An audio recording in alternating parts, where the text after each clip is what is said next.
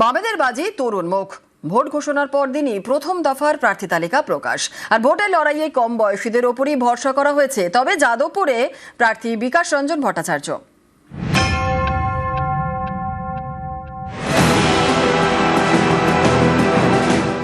রবিবার বঙ্গে বিধানসভা ভোট ঘোষণা।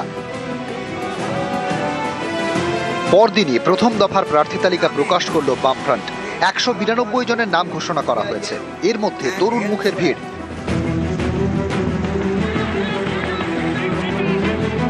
মীনাক্ষী গতবার লড়েছিলেন নন্দীগ্রাম থেকে।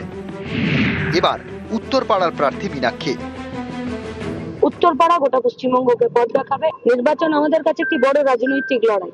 এই গোটা পার্টি দেখছেন, গোটা পার্টি সারা বছর মানুষের রুটির সাথে এই লড়াইটা প্রতিদিন লড়ছে মাটিতে থেকে। দমদমে বাম প্রার্থী ময়ূখ বিশ্বাস। দমদম উত্তরে দীপশিতা ধর।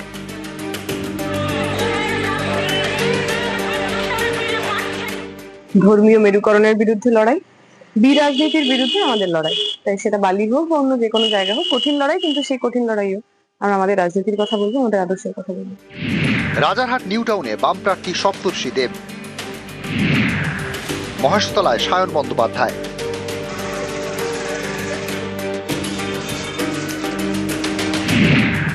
বড়নগরে সায়নদীপ মিত্র। নোয়াপাড়ায় গার্গী চট্টোপাধ্যায়।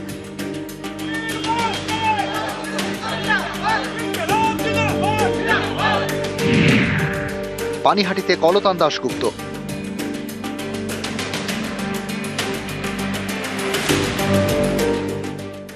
বামপন্থী রাজনীতি অতীতেও এইভাবেই ইয়ং লোকেদেরকে সামনে নিয়ে এসে যারা সিনিয়র ছিলেন তারা তাদেরকে রাস্তার লড়াই চিনিয়েছেন।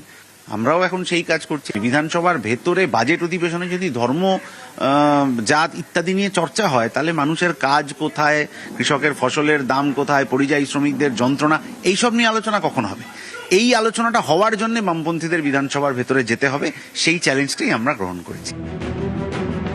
এদিন প্রথম দফায় 192 জন প্রার্থীর নাম ঘোষণা করা হয়। এর মধ্যে সিপিআইএম এর 116 জন। যাদবপুর আসন থেকে সিপিআইএম প্রার্থী বিকাশ রঞ্জন ভট্টাচার্য। মানুষকে সিদ্ধান্ত নিতে হবে যে আমরা দুর্নীতির পক্ষে থাকবো না দুর্নীতির বিরুদ্ধে।